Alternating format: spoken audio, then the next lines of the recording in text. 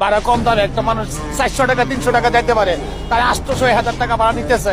আমরা কোনো কিছু বলতে পারি না, আমরা পাবলিক অসুস্থ একটা উপভোগ হইলাম। আমরা পাবলিক একটা সিন্ডিকেট বানালে সেখানে হলে স্টাফে শেরপুর আমরা যাই 250 টাকা 300 টাকা, তারা 700 800 টাকা স্যার। ময়মনসিং যাই মনে করেন আমরা 150 টাকা 150 টাকা, তারা ভাড়া চাই 400 টাকা 500 টাকা। কি বলবো স্যার, গরিব মানুষ। আমি সরকার যেহেতু ইলেকশন দিচ্ছে, আমরা ভোট দিতে যাবো, খুব আনন্দের ব্যাপারে কেন যাবো, ইলেকশন করবো, ইলেকশন ডাকছে, আমি যাবো সরকারের কাছে। সরকারের কাছে এটি আমরা আগ্রহ আবেদন, যেহেতু আমরা গরিব মানুষ, আমরা যেহেতু টাকা ছাড়া বাড়ি যেতে পারি, এসির টিকেটে যে কিভাবে ভাঙবো স্যার, এটা আল্লাহ যদি ভাঙে আর কিছু যশোর স্যার সরকার নাই, তারা কি করবো ভাই। আমি যাচ্ছি শেরপুরে ভাড়া যাইতেছে 1000 টাকা 800 টাকা ভাই। আমার কাছে আছে ভাই টাকা 500 টাকা। শেরপুর ভোট ইলেকশন ভোট দিবার যাচ্ছি, এখন আমার কামতে যাচ্ছি। আমি ভাড়া হয়েছে এমনি মনে করেন 200 250 300 টাকা নেই, এখন ভাড়া যাইতেছে 800 700 টাকা। এখন টাকা নিয়ে এসি তো ভাই